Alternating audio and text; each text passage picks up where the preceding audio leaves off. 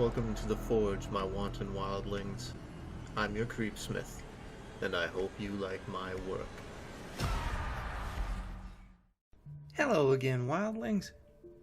Yes, dialectics. The stories we tell and how they influence us. Our stories and how they're influenced by who, what, where, and when we are. Sometimes, it's not so much finding a voice as it is choosing your influences. If that's the case, tonight's teller is one effed up bastard. The Flesh Interface series. Posts 86 to 90 by 9 Mother 9 Horse 9 Eyes 9.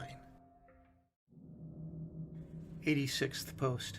If I could just be drunk until the end of time. Alcohol goes great with nostalgia and melancholy. It's what gives us misty-eyed barflies, forlorn poetry, midnight phone calls, and the last page of The Great Gatsby. Also Sinatra's ballads and 73% of all of country music. That was my favorite part of drinking. The wistful interlude a couple of hours after the first flush of drunkenness, when you wander away from a boisterous party to look out into the darkened woods and see for a moment the fragile past floating ghostly before you, colored in sunset oranges, all the bygone things which have slipped away in the gentle flow of time. Your breath catches some of the tightness of your throat, and your eyes fill with tears. Then somebody calls your name, or you have to piss and you wander back to the party. I felt like I was at my finest in these moments. I felt poetic and sensitive and alive. Eventually, though, it all became an awful parody of itself. The gentle wistfulness devolved into me sitting in front of my laptop, drunk on a Wednesday night, watching sad YouTube videos, weeping and slurping down vodka and water. I'd watch any sort of weepy video. Soldier homecomings, kids with cancer, dogs being put down, anything, just to get a good cry on, to trigger that dopamine release that came with the tears. It was nothing more than emotional masturbation. Just like with the alcohol itself, I had found something that gave me true pleasure, then used it over and over until my feelings had become rote and dead. The same sort of thing happened with my memories of Mother. At first, they came unbidden, stirring up a sense of wonder so powerful it brought tears to my eyes. But over the course of too many drunks and too many hangovers, I replayed the memories over and over from every angle. Eventually, I couldn't be sure if certain parts came from the original or were formed during later recollections. The whispering magic became a monotonous drone. The vaporous impressions dried and hardened into simple facts. Mother was a woman sewn together from different things. Mother would come late at night with a bag that squirmed. Inside that bag were children. We would go down into the basement where she kept the cages, and we would do things to them together. I thought the memories had no more power. I thought that they were just abstractions at this point, bad data. Who could explain them? And why bother? Now I found myself walking down the street in the middle of the night, trying to burn off the eerie feeling that Sean's story had put inside me. At the intersection, a stiff breeze zipped down the empty lanes, making the traffic lights sway. I walked by a bar with a patio and listened to the low rumble of confident male voices. A smell came off the bar, cigarettes and hot wings and liquor sweat. It was the smell of action, smell of good times. I could just walk in there, have a couple of drinks, and hold court. Tell a few jokes, make a few new friends. The problem with going out sober is you have to make all these little decisions. Where to go, where to sit, what to get. When you go out drunk, you just make one decision, to keep drinking. Every other decision just falls into place. Life becomes easy as listening to a story. It wasn't worth going into that bar. It would be closing time in an hour anyway.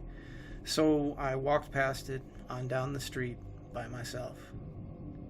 God, if there was no closing time, no tomorrow morning, just darkness and magic and mystery forever. If I could just be drunk until the end of time. 87th post. Mara and the womb. Mara's molting, so we can't play. I'll have to wait until she's done. I've moved out of the crowded sand burrow. I think 6 different broods live there now, and everybody crawls over each other and bickers and snips.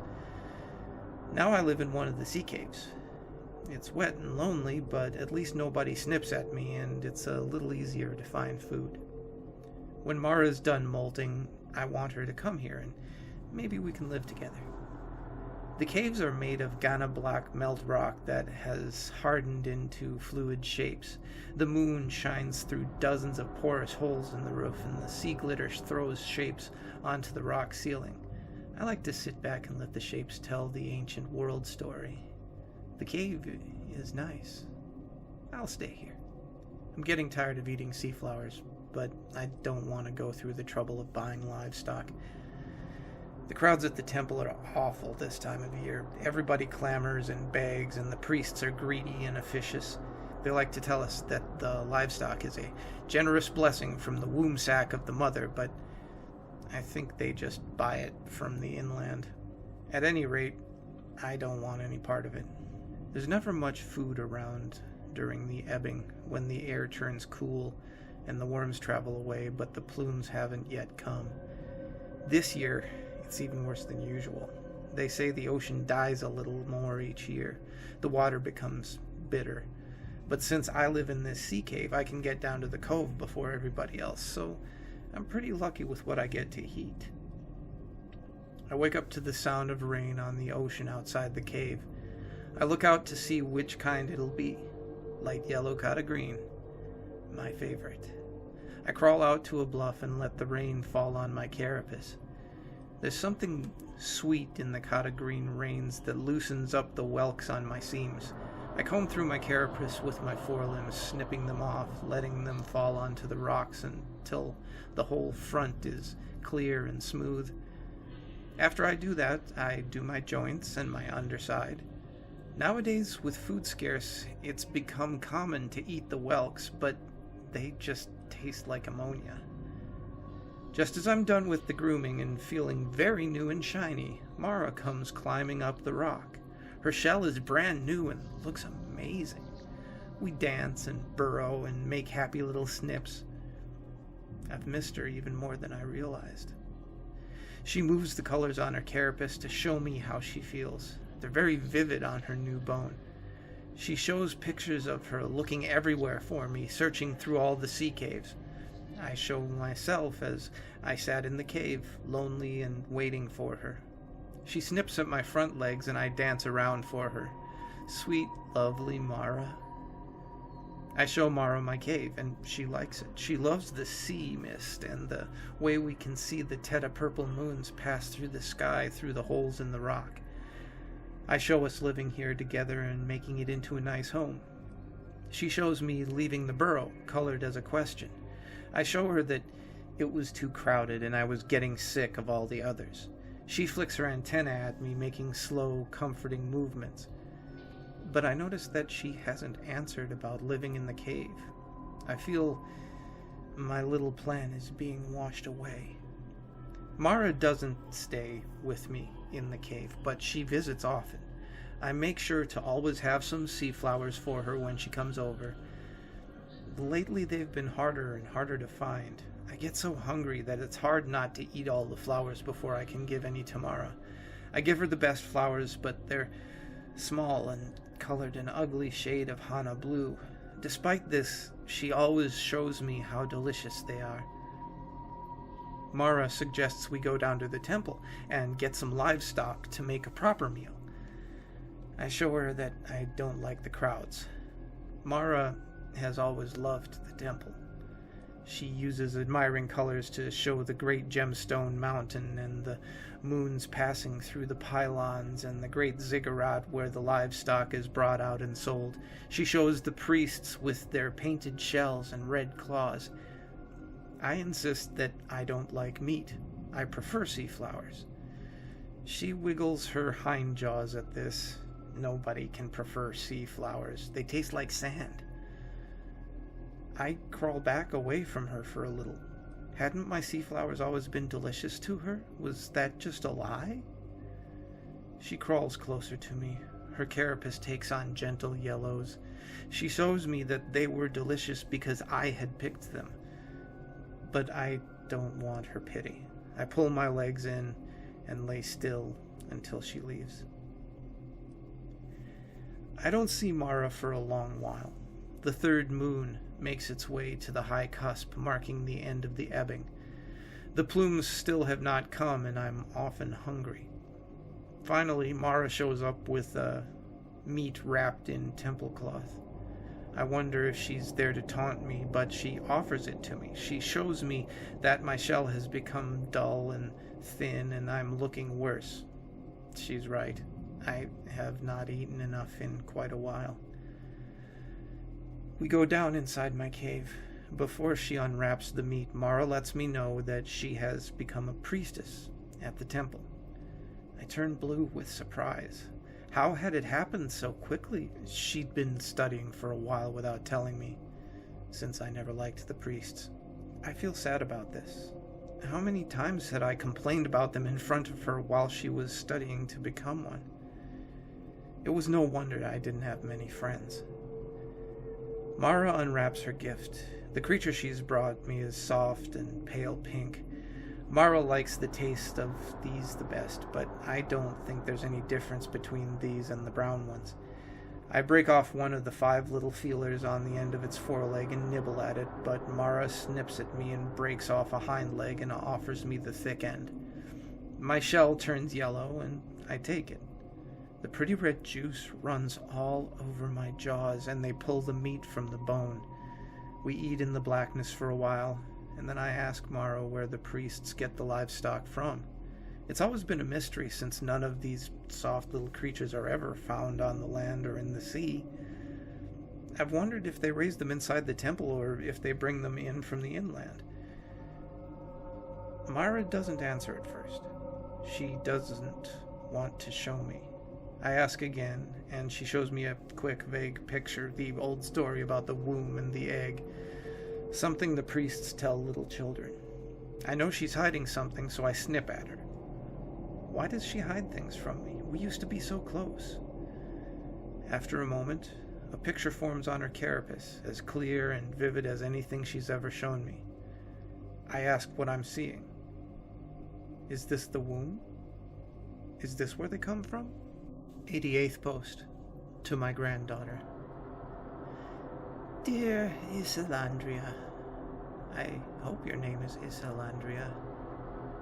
I will name my daughter Trellisandria, and I will tell her to name you Isolandria. These names are far prettier than my name, Anne. Too plain. I am your grandmother, and even though you are still not born, I am writing to you in all 100% original English. Grandmother's teaching it to me. My grandmother is your great-great-grandmother. I call her Ally Halmony, yet that is not true English. Whoops. Grandmother is my best friend, and she gives me presents. When I meet you, I will give them to you, and we can be best friends the same as my grandmother and I are. Can you keep secrets? Some of the presents are secret. I will keep this letter and your presents safe under my bed until you are here. I will give you the presents and a lot of hugs. I am learning new English every day. Cloister. Do you know what that is? Grandmother used to live there. It's a special house for the mountain-born. Surprise! Grandmother was mountain-born, surely. She came out of the mountain's womb when she was a little girl. That's why me and Mom are very healthy, and I hope you will be very healthy the same way. I hope you have curly hair and green eyes, rather than plain hair like mine. Grandmother says she hated to live in the cloister because the monks are mean. Grandmother does not like monks, yet that is a secret. Don't show this letter to anybody, it is just for you. After she moved out of the cloister, she met my grandfather. He was very nice, yet not very healthy, and he is passed on to the love of the imp sun. On days when the imp sun rises before the big monk sun, I say some prayers to grandfather. Grandmother never says prayers to the imp sun. Rather, she only prays inside. I want to tell you about your presents. Grandmother carved them directly from green crystal. The biggest one is a kitty cat. That's an animal that lives in the far world. The next one is a rose. That is a vegetable that grows in the far world. It is supposed to be red, yet this one is green and still very pretty. The littlest one is the secret one. Grandmother keeps it for herself, and she will not tell me what it is. Yet one day, she will give it to me. I think she's still working to carve it. When she started to make the rose, it was just a block, and she carved it and made it beautiful. When she started the little one, it was just a T. Yet now she has carved a little man on the front of the T. I know she will finish it very beautifully for you. Okay, that's it. I will see you not soon, Isolandria. Love, Anne. 89th post. On the planet's surface, a great crystal tower. The remnant ember of a dying star drifts along the galactic fringe, companioned solely by a tiny world. On the planet's surface, a great crystal tower lords over a vast and airless plain. The cooling star's blue light draws the tower's shadow across the land and marks the passing of the ages. Through the core of the tower runs an artery of living flesh. Branching paths of blood are refracted within facets. At the base of the spire there is no door, no entryway, but at the top, a fleshy orifice. Once or twice in age, for purposes unknown, the tower's mouth expels a living human, to fall down and down through the airless space and land atop a scree of other people. A traveler, passing on foot, would be forgiven for wondering why so many other travelers had approached the tower and flung themselves down at its base to die. Perhaps it was in prayer, or perhaps they were searching for an entryway, for a door which does not exist. 90th post. Chode or chode? Let's settle the debate. Posted. Nah, fuck Reddit. I have decided to move out of the sober house. People usually stay here a couple of months. I've stayed here over 6 months. Honestly, I'm finding it hard to live in the same house with Sean. He's never been easy to live with, and lately we've been getting in arguments about little shit like chores. On top of that, I'm freaked out by his story about the room full of bone. I've come up with a few theories about why he would tell me the story and why he would insist it was real. None of these theories are terribly comforting. I want to put it behind me. For a while, I'd actually considered finding the warehouse that he mentioned. Maybe it would give me some answers. But I decided fuck that. I'm not going to some goddamn warehouse in Crack City. I don't need an ending to my story that badly. I'll just do what I've been doing. I'll make shit up. Actually, I've kind of been stuck for the past few days. I can't really come up with anything that seems fitting as an ending. I've been considering just leaving it unfinished. Maybe not all stories have to have an ending. Endings are lies. I've realized that AA meetings are just another form of storytelling. That's what we do in the meetings. We sit in a circle and we tell each other stories. Oh, we pretend like it's all real life. But every time somebody shares, they make an attempt to storify their life, to make it into some tidy little parable. Sometimes the parables are profound and touching, and sometimes they're absurd or cliched or just terrible. A guy in meeting might tell a story about how he got into an argument with his boss, and he might end it with something like, "And that's how I learned I need to stand up for myself." Except maybe arguing with the boss was a terrible idea. Maybe he's trying to portray stupidity as wisdom.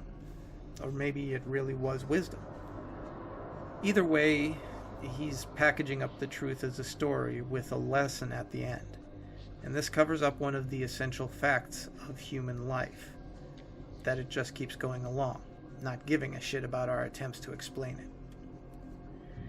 There are these moments in life when the goal is achieved and the story should end and the credits should roll, but instead, it keeps going the fuck along.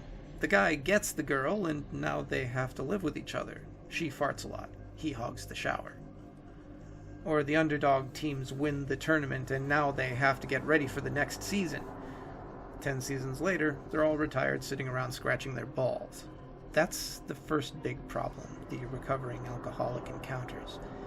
We make the inspiring and courageous decision to walk away from our whole way of life to try something new. The story could end there, but it doesn't. Instead, life stretches on, and we have to live day after day with the grinding boredom of sobriety. So maybe the interface story should be like that. No tidy ending, just, here, take it or leave it. Except, that's lame. That's a ripoff. I'll just wait. Some kind of ending will come to me. But I'm not going to that warehouse, though. Fuck no. I'm not asking Sean any more about it either. If I have to make up a shitty ending, that's fine. A lot of good books have shitty endings. At this point, I'm just a little burned out. After I'm done, I'm gonna put aside writing and work on my social life for a while. I'm gonna try to change my number of friends from 0 to some positive integer. I thought maybe I could find a group of friends in recovery, but it hasn't happened. I don't like recovery people. They're corny and boring. I've found a room to rent near the downtown in an artsy neighborhood. As soon-to-be acclaimed writer, don't I belong with the thinkers and the artists? I'm going to get in touch with some old friends, and I'm going to go out and meet people. I'll just try to get a small circle of friends started. I know how to meet friends. I've always known how. It's easy. I'm going to drink again. Yep, that sounds about right. Trying to solve a problem by undoing the solution to the previous problem, and my mind's gone blank again. Stay scary, my wildlings. Don't get too crabby, and make the most of your nights.